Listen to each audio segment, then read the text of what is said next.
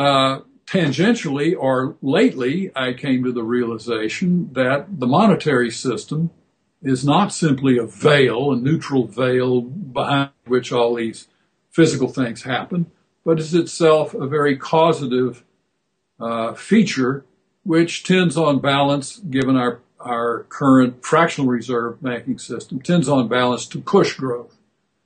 And so this has led me to be very interested in the idea of 100% reserves, positive money, full reserve banking, whatever you want to call it, getting away from the system of fractional reserve banking.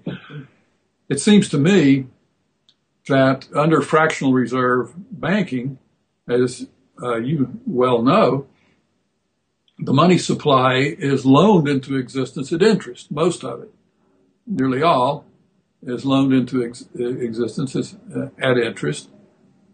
Well, what happens when these loans are repaid? So, when you have a loan, you don't make a loan unless you think you can earn a rate of return greater than the rate of interest that you're paying on the loan. So the expectation is growth. And as long as growth happens, then I guess that sort of perks along. Well, then what happens is loans are repaid. Say it's a successful loan, it gets repaid. Well, then the money supply goes down. So what do you need? You need another to replace that to keep the money supply constant. So just to keep the money supply constant, you have to have a continuing stream of loans, which is based on a continuing expectation of growth and at least enough success in growth to keep those expectations alive. So I would say then that under fractional reserve banking, money supply, a constant money supply under fractional reserve banking is not growth neutral. It pushes growth, just to keep the money supply from dwindling. Whereas under full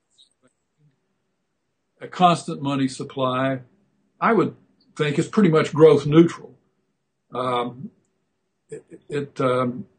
You don't grow beyond what people are willing to save and invest. So there's not this pushing of growth.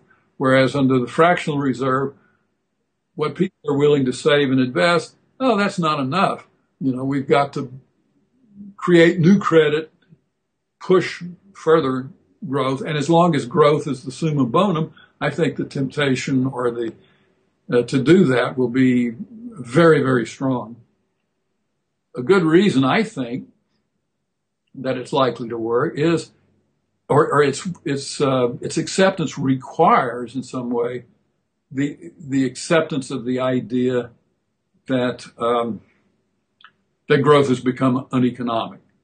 That whereas in the past you wanted to promote growth, which probably was economic, it probably did create benefits greater than costs, even though we still didn't measure the costs very well. Nowadays, these unmeasured costs have just soared.